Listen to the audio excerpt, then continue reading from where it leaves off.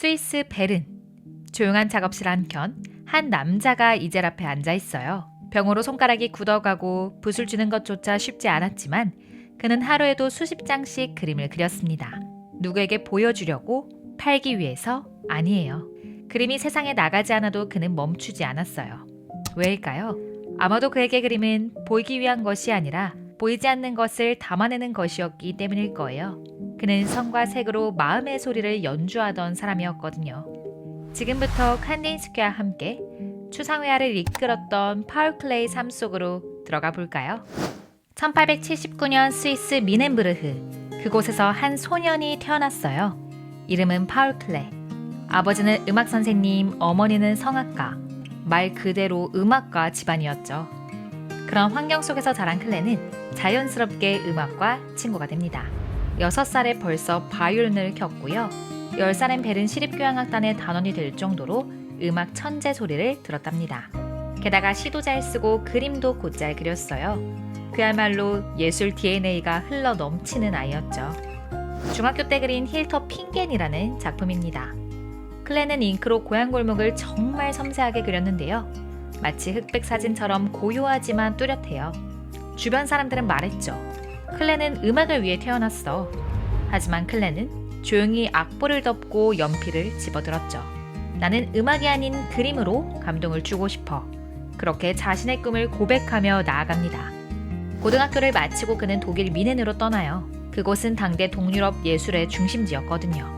이곳에서 칸딘스키의 스승이었던 프란츠 폰 슈투크에게 그림을 배우게 됩니다. 하지만 뭔가 맞지 않았어요. 클레는 전통적인 방식에 갇히기보단 직접 여행하며 배우기로 결심합니다. 이탈리아를 돌아다니며 고대 그리스, 로마와 르네상스 미술을 접했을 뿐 아니라 해부학, 생물학, 건축학, 예술과 연결될 수 있는 모든 걸 스스로 탐구해 나가요. 그렇게 성장하던 클레가 내놓은 한 그림. 사회 속에서 서로 체면 차리며 굽신거리는 사람들의 모습을 조금은 웃기게, 그러면서도 날카롭게 표현했죠. 젊은 클레는 세상을 다르게, 하지만 깊게 바라보고 있었습니다. 클레는요, 그림을 참 잘 그렸지만 한 가지 어려움이 있었어요. 바로 색이었죠. 드로잉은 자신 있었고 애칭도 능숙했지만 막상 캔버스에 색을 칠할 땐 어딘가 낯설고 조심스러웠습니다. 색의 힘을 아직은 믿지 못했던 거예요. 그러던 어느 날 클레는 운명 같은 만남을 하게 됩니다. 1911년 민헨. 그곳에서 그는 특별한 예술가들과 만나게 돼요. 바실리 칸딘스키, 프란츠 마르크, 그리고 아우구스트 마케.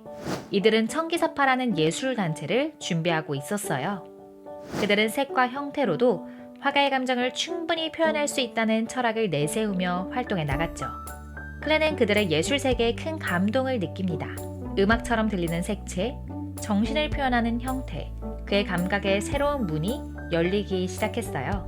그리고 이듬해 1912년, 클레는 청기사파의 두 번째 전시에 참가하면서 한 명의 멘토 같은 예술가를 만나게 됩니다. 그의 이름은 로베르 들로네, 오르피즘이라는 사조를 이끈 화가였어요. 그의 그림은요, 색이 춤추고 패턴이 노래합니다. 푸른색은 마치 첼로처럼 낮게 깔리고 노란색은 플루트처럼 가볍게 날아오르죠. 그 순간 클레는 깨달아요. 색은 그 자체로 감정이구나 라고 말이죠. 그리고 2년 뒤 1914년 클레는 동료들과 함께 북아프리카의 튀니지로 여행을 떠납니다.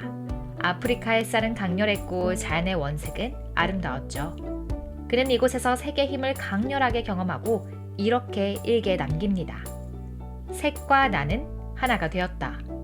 나는 화가이다. 그날 이후 클레의 그림은 완전히 달라집니다.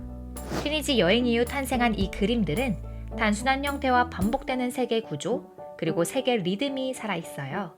이 시기부터 클레의 그림은 그리는 것이 아니라 연주하는 것에 가까워졌습니다. 그는 더 이상 누군가를 따라하지 않았고 누군가의 인정을 바라지도 않았어요. 자신만의 세계를 가진 화가가 되었죠. 하지만 곧 제1차 세계대전이 발발합니다. 클레도 1916년에 군에 입대하게 되죠. 다행히 그는 전선 대신 예술 경력을 살려 비행기를 채색하는 일을 맡게 됩니다. 그 와중에도 그는 작업을 멈추지 않아요. 이때부터 그는 숫자, 알파벳, 화살표, 십자가 같은 상징적인 기호들을 그림에 담기 시작합니다. 이 기호들은요, 하나의 뜻만 가진 게 아니라 여러 의미와 상상을 열어주는 문이었어요. 이렇게 클레는 기호라는 언어를 통해 표현의 세계를 무한히 확장해 갑니다. 1920년, 클레는 이제 많은 사람들에게 이름을 알린 화가가 되어 있었어요. 그해 유명 화랑에서는 그의 회고전이 열릴 정도였죠. 그리고 그때 예술 분야의 장인을 육성하기 위해 만들어진 독일의 예술학교 바우하우스의 교수로 초청됩니다. 그는 이곳에서 무려 12년 동안 칸딘스키와 함께 학생들을 가르쳤어요. 조형이론, 스테인드 글라스, 벽화 교육 등을 담당했죠. 하지만 그가 학생들에게 진짜로 전하고 싶었던 건 이 한마디였을지도 몰라요. 성과 색을 음악의 음처럼 자유롭게 써보세요. 그 말처럼 클레는 자유로운 예술을 가르쳤습니다. 그는 가르치는 동시에 창작도 멈추지 않았어요. 음악, 기호, 문자, 동물 등 다양한 요소들을 결합해 구상과 추상을 넘나드는 자신만의 화풍을 만들어갑니다. 도시 위로 하나의 붉은 풍선이 두둥실 떠오릅니다. 아이처럼 단순한 이 장면 안에 자유, 꿈, 동심이 담겨 있어요. 전쟁 이후 혼란과 불안이 가득했던 시대. 그럼에도 클레는 마음의 한 조각을 잃지 않았어요. 이 그림은 클레의 자화상이에요. 하지만 거울 속 얼굴이 아닌 그의 내면을 기호처럼 담아낸 얼굴이죠. 세네치오라는 단어는 라틴어로 노인을 뜻하지만 눈을 들여다보면 오히려 동심 가득한 아이의 눈빛이 보여요. 나이가 들어도 동심이 남아있던 클레의 마음과 같았죠. 하지만 어느새 시대는 예술을 품기에 너무 차가워졌습니다. 1933년 히틀러의 나치 정권이 등장하면서 바우하우스는 혁신적이다 라는 이유로 폐교되었고 클레는 해임됩니다. 그리고 나치는 퇴폐미술전을 열며 클레를 퇴폐미술가로 낙인 찍습니다. 17점의 작품이 전시되고 개인과 미술관이 소장하던 102점의 작품이 몰수당해요. 결국 그는 가족과 함께 스위스로 돌아갑니다. 하지만 운명은 그에게 또 하나의 시련을 안깁니다. 클레는 피부 경화증이라는 희귀병에 걸려요. 피부가 굳고 손가락이 점점 말을 듣지 않게 되죠.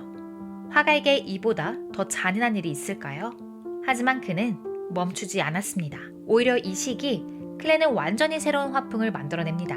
문자 추상, 그리고 상형 문자의 화풍. 문자처럼 보이는 기호들로 그림을 읽히는 것이 아니라 보는 것으로 바꾸는 실험을 하죠.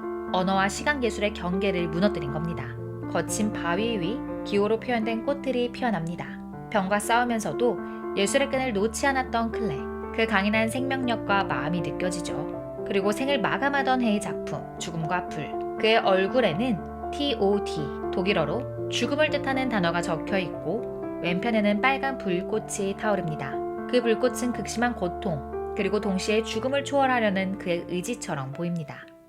클레는 병세가 심각했던 1939년 이 한 해에만 무려 1200여 점이 넘는 작품을 그렸어요. 그리고 평생 동안 만여 점의 작품을 그리고 세상을 떠났습니다. 손은 점점 굳어갔지만 그의 마음과 열정은 죽는 날까지 멈추지 않았습니다. 클레는 이렇게 말했어요. 예술은 보이는 것을 그리는 게 아니라 보이지 않는 것을 보이게 만드는 것이다. 그는 형태보다 마음의 울림과 내면의 소리를 그리고 싶어 했던 사람입니다. 누군가는 그의 그림을 아이 같다고 했지만 그 순수함은 수많은 사유 끝에 남겨진 본질이었죠. 그의 선 속에는 자유가 있고 세계 배열에선 작은 멜로디가 흘러나옵니다. 세상을 떠난 지 오래지만 그의 그림은 오늘도 우리에게 조용히 말을 걸어요. 괜찮아. 지금 이대로도 아름다워.